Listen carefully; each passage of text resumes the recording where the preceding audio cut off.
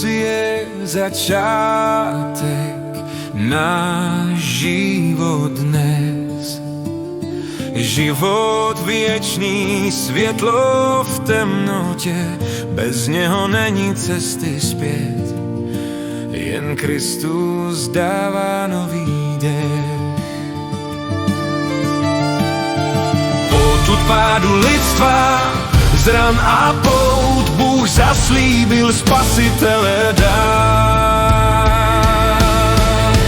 Potřebujeme Krista dnes, král, co zlomil satana kněz, jenž vzal náš hřích na kříž, prorok cesta k Otci nám.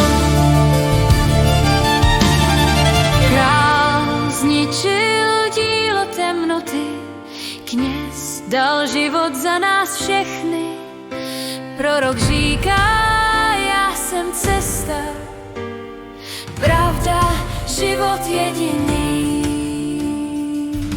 Dokonanost kříže zní, smrt je poražena navždy.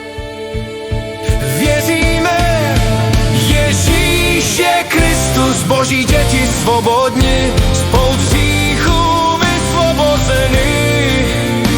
V něm náš život navždy je.